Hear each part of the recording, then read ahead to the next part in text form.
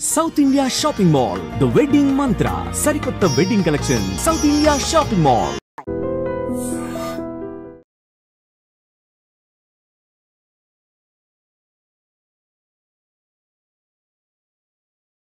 అయితే ఇప్పుడు ఒక తల్లి గర్భంలోంచి జన్మించిన వాళ్ళు ఇద్దరుంటే ఇద్దరు ఒకేలాగా ఉండటం చాలా కష్టం. ఉండరు కూడా చాలా వరకు. కానీ ఎక్కడో ఒక దగ్గర మనతో పోలిన వాళ్ళు, మన రూపంతో ఉండేవాళ్ళు ఏడుగురు ఉంటారని చెప్పి అంటూ ఉంటారు. అది నిజంగా ఉంటారా? అలా ఉండటం వెనకాల దీనికి ఏమైనా సంబంధం ఉందంటారా? అంటే మీ ప్రశ్నలో ఏడుగురు మనలాంటి వాళ్ళు ఎక్కడైనా ఉంటారా ఉంటారా? అనేదా? ఉంటే అంటే గనక ఇప్పుడు మనం ఒకరితో ఒకరికి సంబంధం ఉంటేనే ఇలా కలుస్తామన్నారు కదా! హ్మ్. అలా వాళ్ళకేమైనా సంబంధాలు ఉంటాయా? రూపం బట్టినా ఆ! అలా ఏం లేదు. హ్మ్. ఈ ఏడుగురు మనుషుల పోలిన వాళ్ళు మనుషులు ఉంటారు అనేది ఒక పెద్దల నుంచి చెప్తున్న నానుడు చెప్తే హ్మ్. మనకి ప్రత్యక్షంగా ఎక్కడా కూడా ఏ పురాణంలోనూ లేదా? ఇలా ఉంటారు అనేది ఎక్కడా లేదు దానికి. ఆహా! ఆహ్, సాదృశ్యం అంటే కొన్ని పోలికలు కలుస్తాయి. హ్మ్. తప్పితే హ్మ్. ఎగ్జాక్ట్‌గా ఇదే మనిషిలాగా ఏడుగురు ఉంటారు అని ఎక్కడ మనకి కనిపించలా. హ్మ్. కానీ మన పెద్దవాళ్ళు ఏం చేశారంటే వాళ్ళు మరి ఎక్కడి నుంచి వచ్చిందో నాకు దాని విషయం అవును. ఎందుకు స్టార్ట్ అయిందో హ్మ్. తెలీదు కానీ హ్మ్. చాలా చోట్ల ఏడుగురు మనుషులు పోలిన వాళ్ళు మనుషులు ఉంటారట అని హ్మ్. చెప్తూ ఉంటారు. అవును. కానీ మరి ఉన్నారా లేదా అని మనం చూస్తే మరి ఇంత టెక్నాలజీ పెరిగింది కదా! మరి ఇప్పటికైనా మనం ఏడుగురు అందరిని కనిపించాలి ఒక్క కదా! దగ్గరికి లాక్కొచ్చే తీసుకొని ప్రయత్నం. రాగలుగుతాం. అవును. కానీ అది సాధ్యమయ్యే విషయం కాదు. హ్మ్. అది మనకి శాస్త్రీయమైన విషయం కాదు. కానీ వాళ్ళ అనుభవాల్లో ఎవరో ఇలా మనుషులు పోలిన వాళ్ళు ఉన్నారు కదా! ఇక్కడ మన మధ్యన మోడీ గారు లాగా ఎవరో ఎక్కడో కనిపించారని అవును. చెప్పారు. అవును. అలా కొంచెం కొంచెం పోలికలు ఉండేప్పటికి హ్మ్. ఇలా ఉండి ఉంటారు అని ఏడుగురు సంఖ్య చెప్పి ఉండాలి. హ్మ్. అంటే హ్మ్. వాళ్ళకి వీళ్ళకి ముందర ఎటువంటి సంబంధాలు ఉండవు. హ్మ్. ఇంకోటి మీరడిగింది గర్భంలో ఉన్నటువంటి ఇద్దరు పిల్లలు పుట్టినప్పుడు హ్మ్. వీళ్ళకి ఎటువంటి సంబంధం ఉంటుంది? హ్మ్. ఖచ్చితంగా కలిసి పుట్టే వాళ్ళకి ఎంత సంబంధం అంటే కవల పిల్లలంటాం. ఆ అవును. కవల పిల్లలకి ఎంత అటాచ్‌మెంట్ ఉంటుందో, ఒకే గర్భంలో జన్మ ఇస్తున్న వాళ్ళకి కూడా పూర్వజన్మలతో సంబంధం ఖచ్చితంగా ఉంటుంది. హుహుహు. పూర్వజన్మలతో. హ్మ్. అందుకనే ఈ సుత అనే శబ్దానికి హ్మ్. కొడుకు అనేటటువంటి అర్థం తోబుట్టువుని కూడా ఉంది. ఆ! అందుకనే పెద్దన్నగారంటే తండ్రి లాంటి వారు, హ్మ్. తండ్రితో సమానము ఆ! అని చెప్పి తమ్ముళ్ళందరూ కూడా కొడుకుల్లాగా చూడాలి. వదిన అంటే అమ్మతో సమానం ఇలా చెప్తూ ఉంటాం. అవును. ఎందుకు అంటే సుత అంటే పిల్లలు అంటే తమ్ముళ్ళ దగ్గర తర్వాత పుట్టిన వాళ్ళు ఎవరైతే ఉన్నారో అందరూ కూడా దాంతో సంబంధం అవుతారు. వీళ్ళు హ్మ్. కూడా సంథింగ్ ఎక్కడో అక్కడ ఏదో రకమైన సంబంధాన్ని పెట్టుకునే వస్తుంటారు. హ్మ్. అందువల్లే కొంతమంది అన్నదమ్ములను చూస్తే వాళ్ళు బాగా రామలక్ష్మణుల్లా ఉంటారు. అవును. కొంతమంది చూస్తే వాలి సుగ్రీవుల్లా కొట్టుకుంటూ ఉంటారు. మనం ఎన్ని చెప్పినా సరే వాళ్ళకి కుదరదు. హ్మ్. అంటే అలా కొట్టుకోవడం అనేటటువంటి దాంట్లో వాళ్ళు అనుబంధాన్ని పెట్టుకొని అదే కొట్టుకోవడం ఇక్కడ కూడా కంటిన్యూ చేస్తున్నారు. కసి తీరలేదు. హ్మ్. ఎంత కొట్టుకున్నా కసి తీరదు మనకింకా. ఇంకా వాడినేదో చేయాలి, వాడినేదో చేయాలని బాగా లోపల అవును. పెట్టేసుకుంటాడు. అవును. పాపం ఆ టైంలో టప్‌మని ఒకసారి యాక్సిడెంట్ అది అయిపోతుంది. హ్మ్. ఏ మైండ్ స్టేట్‌లో ఉన్నాడో దాన్ని ఖచ్చితంగా మళ్ళీ ఫుల్‌ఫిల్ చేసుకోవడం కోసం హ్మ్. ఇంకో జన్మ ఎత్తుతాడు. ఆ! ఇదే మైండ్ స్టేట్‌లో అవతల వాళ్ళు కూడా ఉన్నప్పుడు హ్మ్. ఇమ్మీడియేట్‌గా మళ్ళీ ఇద్దరు కూడా ఆ పుణ్యపాపాలు అనుభవించేసి డైరెక్ట్‌గా వచ్చేస్తారు. అంటే ఒకే మైండ్ ఆఫ్ స్టేట్‌లో ఉన్నారు కదా! హ్మ్. కాబట్టి హ్మ్. వెంటనే తీసుకొచ్చి ఒక గర్భంలోకి ప్రవేశపెడతారు. పెట్టడంతోనే పుట్టుక నుంచి అంతేనండి వాళ్ళెప్పుడు క్షణం అంటే పడదు అవును. అన్నదమ్ములకి అంటాం. అవును. ఏంటి పుట్టుక నుంచి పుట్టకపోవడం అంటే ఇది లింక్ అనమాట. హుహుహు. ఏంటో ఫస్ట్ నుంచి చిన్న పిల్లాడు ఆ తమ్ముడు పుట్టినప్పటి నుంచి ఎంతో ప్రేమగా చూసేది ఈ అక్క అంటాం. అవును. అవును. పుట్టినప్పటి నుంచి అంతే వాడెంత హింసిస్తున్నా ఈమె ప్రేమిస్తూనే ఉంటుంది ఈ హ్మ్. పెద్దమ్మాయి అంటాం. అది ఈ అనుబంధ రూపంగా ఉన్నటువంటి రుణం అనమాట. ఓకే. అయితే ఇప్పుడు ఈ మధ్య కాలంలో మనం చాలా విన్నాము, చూసాం కూడా సోషల్ మీడియా ద్వారా. కొంతమంది నాకు గత జన్మ జ్ఞాపకాలు గుర్తొస్తున్నాయని చెప్పి, కొంతమంది నాకు గత జన్మలో పలానా వాళ్ళు నా పేరెంట్స్ అని, లేదు అనంటే వాళ్ళు నా బ్రదర్ అని, సిస్టర్ అని అక్కడికి వెళ్లి చూడాలని జెప్పి, పేర్లతో సహా కొన్ని సందర్భాల్లో చెప్పినవి కూడా ఉన్నాయి. నిజంగా అట్లా గత జన్మ గుర్తొచ్చి ఇలాంటివి చెప్పేవన్నీ నిజమేనా? అలా వచ్చే అవకాశం ఉంటుందంటారా? ఉంటుందండి. పూర్వం నిద్రని మరణం అన్నారు. హ్మ్. నిద్రపోయామంటే ఈరోజు అయిపోయింది అక్కడితో. ఆ డే ఆ! ఎండ్ అయిపోయింది కదా! ఆ! నిద్రలో మనకేమన్నా అసలు గుర్తుంటుందా? అసలు ఏం ఓకే. జరిగింది? అసలు ఎవరు నిద్రపోతున్నారో కూడా తెలీదు. హ్మ్.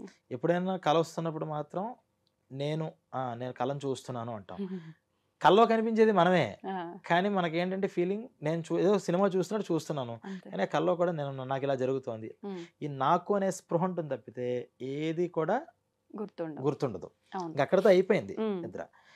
నిద్రలో ఏం జరుగుతుందంటే ఈ సూక్ష్మ శరీరము అనేటటువంటిది ఆయా లోకాలకి వెళ్ళి సంచరించి వస్తూ ఉంటుంది అని హ్మ్. కూడా కొంత పురాణ ప్రమాణాలున్నాయి. ఓకే. అంటే ఈ రోజు తను చేసినటువంటి పుణ్యపాప కర్మలు ఏవైతే ఉన్నాయో ఈ జీవుడు నిద్రిస్తున్నప్పుడు ఇక్కడి నుంచి ఒకసారి సూక్ష్మ శరీరంగా అక్కడికి వెళ్ళి తను చేసినటువంటి డైలీ అకౌంట్ అంతా కూడా చేతులు కట్టుకుని అప్పు చెప్పి వచ్చేస్తట. ఆ విషయం మనకి తెలుసా అంటే మనకు తెలియదు, కానీ జీవుడు చేస్తాడు ఆ పని. ఎక్కడికి వెళ్తాడు అంటే ఆయన ఎక్కడికో ట్రావెల్ చేసుకుంటూ రాకెట్ వెళ్ళినట్టు పైదాకా వెళ్ళక్కల్లా. అంటే ఆ స్టేట్ భగవంతుడితో అంటే ఈ చిత్రగుప్తుడు అనేటటువంటి ఆయన దగ్గరికి ఆయనకి ఎలా కనెక్ట్ అవ్వాలో ఆ జీవుడికి తెలుసు. ఆ ఛానల్ నేను మీతో ఫోన్లో మాట్లాడాలి అంటే మీ పక్కకు వచ్చి మీ లేకపోతే మీ ఇంటికి వచ్చి నేను మాట్లాడక్కర్లేదు, ఇక్కడ కూర్చొని నేను మాట్లాడతా. నాకు ఛానల్ తెలిస్తే, ఇది తెలియకపోతే ఫోన్ నా చేతిలో ఉన్న నేను నాకేం వినిపించట్లేదు పరిగెత్తుకుంటూ మీరు ఎక్కడ ఉన్నారో అక్కడికి వస్తుంటా. అలా జీవుడికి ఆ ఛానల్ తెలుసు కాబట్టి చిత్రగుప్తుడితో కనెక్ట్ అయ్యి పుణ్యపాపాలు చెప్పొస్తూ ఉంటాడు అంటారు. మనమే చెప్పుకుంటాం, ఎవరికి వాళ్ళం. ఇది కూడా ఉంది దాంట్లో. ఇలాంటి సమయాల్లో ఏమవుతుందంటే ఖచ్చితంగా ఒక్కసారి ఆ ఛానల్లోకి ప్రవేశించిన తర్వాత అప్పుడప్పుడు డిస్టర్బెన్సెస్ వస్తూ ఉంటాయి. మనకి కేబుల్ టీవీలో రాదు, మనం ఒక ఛానల్ చూస్తుంటే వేరే ఛానల్ వచ్చేస్తుంది. ఎందుకు వచ్చింది అని మీరు ఏ టెక్నాలజీని అడిగినా ఏదో సంథింగ్ ఏదో జరిగిందండి అంటాడు అంతే. అలా కొంత డిస్టర్బెన్స్ వచ్చినప్పుడు ఏమవుతుందంటే ఒక్కసారిగా వెళ్ళి అక్కడ చెప్పుకుని రావాల్సింది అలా మరల్చి గత జన్మల్లోకి కొన్ని వాసనలు వచ్చే అవకాశం ఉంది. కొంతమందికి ఏంటంటే ఇది కళల్లో వచ్చేది, పుట్టుకతోనే పూర్వ ప్రజ్ఞ అంటారు. అంటే గతంలో చాలా ఒక ఏకాగ్రతతో ప్రతి విషయాన్ని మనస్సులో బాగా పెట్టుకోవడం కనుక పెట్టుకుంటే మరణించిన తర్వాత కూడా ఆ జీవికి అదే ఎబిలిటీస్ అదే మెమరీ ఉండిపోతుంది.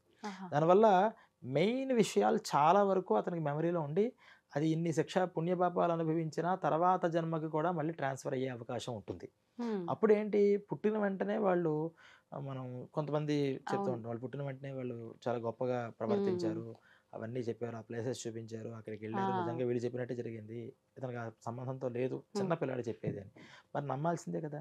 ఎందుకు ఇలా జరుగుతుంది అంటే అంత మెమరీతో ఉండడం వల్ల పూర్వజన్మలలో ఇది జరుగుతుంటుంది. మీకు ఇంకా విషయం ఏంటంటే ఈ చాలామందికి మీరు ఇప్పుడు మన వీడియో చూస్తున్న వాళ్ళల్లో కూడా చాలా కుటుంబాలలో ఖచ్చితంగా అంటే 100కి 5% కుటుంబాల్లో ఈ అనుభవాలు వాళ్ళ పెద్దవాళ్ళు ఎవరికైనా ఉంటుంది. యమభటుల్ని చూశారు, కల్లో కనిపించారు, ఇలా ముందుకు వచ్చినట్టు అనిపించింది అని చెప్పి. అంటే వీళ్ళు ఖచ్చితంగా మరి కనిపిస్తూ ఉంటారు. అంటే వాళ్ళు ఉన్నారు అని వాళ్ళు ఎప్పుడు ఒకడు చెప్తే అబద్ధం, ఇద్దరు చెప్తే అబద్ధం. ఖచ్చితంగా ప్రతి ఇళ్లలోనూ ఎవరో పెద్దవాళ్ళు ఒరే వాళ్ళు కనిపించారా అని ఆ మర్నాడో లేకపోతే ఆ ముందర రోజో లేకపోతే తర్వాత రోజో ఎవరో పోతారు అక్కడ. ఇది కూడా వాళ్ళ దాంట్లో వాళ్ళు చెప్తారు అనుభవాల్లో. ఇలా యమభటులుని వీళ్ళు ఎలా చూడగలిగారు ఇక్కడి నుంచి అంటే అది కూడా బై మిస్టేక్ జరుగుతుంది. మరి దేవుళ్ళు కదండి, అలా దేవుడు కూడా మిస్టేక్ చేస్తాడు. వాళ్ళ దేవతలు మనం గుర్తుంచుకోవాల్సింది ఏంటంటే నీకన్నా కొంచెం ఎబిలిటీ ఉంది వాళ్ళకి, దేవతలకి. దేవుడు వేరు, ఆయన ఆల్మైటీ, ఆయనకి అసలు ఇంకా తప్పు ఒప్పు తక్కువ ఎక్కువ ఏమీ లేవు, అది వేరు. ఈ దేవతలు అనేవాళ్ళు ఎవరంటే మనకన్నా ఎక్కువ జ్ఞానం, మనకన్నా ఎక్కువ ఎబిలిటీస్ ఉన్నవాళ్ళు.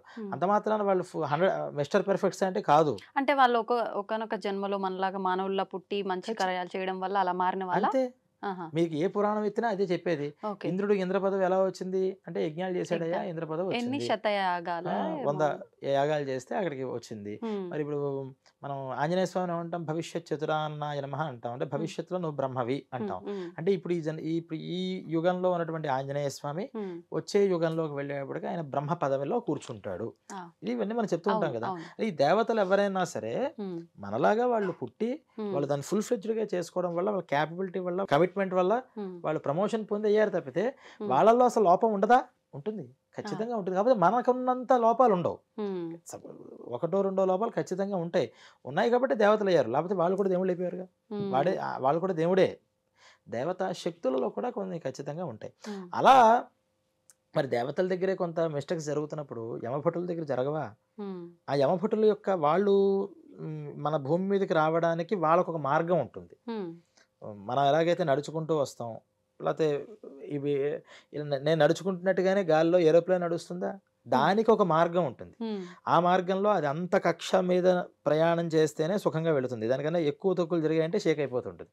ఇలా ప్రతిదానికి ఒక వాళ్ళ భౌతిక శక్తిని బట్టి ఎలాగైతే వాళ్ళ గమనం అనేది అంటే నడక అనేది ఉంటుందో, యమభటులకు కూడా ఆ లోకం నుంచి ఇక్కడికి వచ్చి ఈ జీవిని అక్కడికి తీసుకెళ్ళడానికి కావాల్సినటువంటి ఒక ఛానల్ ఉంటుంది. సంథింగ్ అప్పుడు దాంట్లో డిస్టర్బెన్స్ జరిగినప్పుడు ఇక్కడ ఉన్న వాళ్ళకి కనిపిస్తారు. వాళ్ళు అందరికి కనిపిస్తారా అంటే కొంతమంది ఆ టైంకి ఎవరికి కనిపించాలో వాళ్ళకి కనిపిస్తారు. కనిపించిన తర్వాత ఆ మర్నాడు ఎవరికో ఇలా జరిగిందండి, వచ్చిందండి, మనం వింటూ ఉంటాం. అంటే యమభటులు కానీ యమలోకాలు కానీ ఇవన్నీ కూడా ఎలాగైతే ఉన్నాయో ఇలా స్వప్నాలలో వచ్చేటటువంటి విషయాలు కూడా ఇవన్నీ కూడా ప్రత్యేక అనుభవాలు. అంటే ఎవరి అనుభవం బట్టి వాళ్ళకి ఇది నిజమే. ఇది నాకు అనుభవం లేనంతసేపు ఇదంతా ఆలోచన ఊహ అంటాం. మరి అన్నిసార్లు అలా ఊహలు రావు, కొన్నిసార్లే వస్తాయి. అందరి గురించి రావు, కొంతమంది గురించే వస్తాయి. అంటే ఇదన్నీ కూడా పూర్వజన్మల వాసనలు అనేవి ఉన్నాయి మనకి. ఎందుకు ఉన్నాయని నమ్మగలుగుతామంటే నిన్న ఈరోజు మీరు రాత్రి నిద్రపోయారా? బాగా నిద్రపోయారా లేదా? నిన్న ఏం జరిగింది ఈరోజు మర్చిపోయారా? గుర్తుందా? అన్ని గుర్తుండవు, కొన్ని మర్చిపోతాం, కొన్ని గుర్తుంటాయి. కొన్ని గుర్తుంటాయి కానీ అసలు ఒక్కసారి నిద్రపోయి డీప్ స్లీప్ లోకి వెళ్ళి బయటకు రావడంతోనే నేను గజనీలాగా మనం మాట్లాడడం కదా, మాట్లాడడం అంటే మనకు కొంతమందికి ఏంటి కొంచెం మెమరీ ఉంటుంది బాగా. పిన్ టు పిన్ చెప్పేస్తారు. 10 days 15 days 1 year క్రితం ఏం జరిగింది చెప్పేస్తారు పిన్ టు పిన్. అంటే వాళ్ళకున్న మెమరీ బట్టి వాళ్ళ టైము, మీకు 1 day మెమరీ ఉంటే నాకు 10 days ఉంటే ఇంకోళ్ళకి మెయిన్ ఇష్యూసే పిన్ టు పిన్ గుర్తుంచుకుంటారు కొంతమంది. ఆ మెమరీ పవర్ మనకే ఇంత తేడాలు ఉంటే మరి పూర్వజన్మ వాసనల్ని చూసేంత క్యాపబిలిటీ ఉన్న మెమరీ ఉంటుందని మనం నమ్మచ్చా నమ్మకూడదా? నమ్మచ్చు. చిన్నప్పుడు విషయాల నుంచి ఇప్పటిదాకా చెప్పగలిగే మెమరీ మనకుంది. దానికన్నా బియాండ్కి వెళితే అంతకు మునుపు ఏం జరిగింది, ఎక్కడేం జరిగింది, నేను ఏ లోకంలో ఏది అనుభవించాను, ఎక్కడి నుంచి వచ్చాను అని దాన్ని కూడా గుర్తుంచుకునేంత మెమరీ పవర్ కనుక ఉంటే, మెమరీ అనేది ఫిజికల్గా ఉన్నది కాదు. అది మన సంప్రదాయం చెప్పేది బ్రెయిన్లో మెమరీ ఉంటుంది, ఆ బ్రెయిన్ ద్వారానే ఇది జరుగుతుంది అని చెప్పదు. బ్రెయిన్లో మెమరీ వాస్తవంగా జీవికి ఉన్న మెమరీ ఇక్కడ భాషిస్తూ ఉంటుంది, అంటే మనకి కనిపిస్తూ ఉంటుంది ఈ బ్రెయిన్ ద్వారా. అంత మాత్రాన బ్రెయిన్ డెడ్ అయిపోయినంత మాత్రాన తనలో ఉన్న మెమరీ లేనట్టు కాదు, యాక్టివ్నెస్ అవ్వదు. అంటే మెమరీ ఉంటుంది కానీ అది యాక్టివ్ అవ్వదు. అంటే కరెంట్ అనేది మెమరీ అనుకుంటే లైట్ అనేది బ్రెయిన్. లైట్ ఊరికే ఉంటే మనకి వెలుతునిస్తుందా? ఈ మెమరీ ఉండాలి. కానీ లైట్ తీసేసాం, కరెంట్ ఉందా లేదా? ఉంది. ఈ లైట్ అనేది ఎలాగైతే కరెంట్ని మనకి కనిపించడానికి ఉపయుక్తం అవుతుందో అలాగే మెమరీ అనేది ఈ బ్రెయిన్ మనకి కనిపించడానికి ఉపయుక్తం అవుతుంది అని చెప్పారు. ఓకే.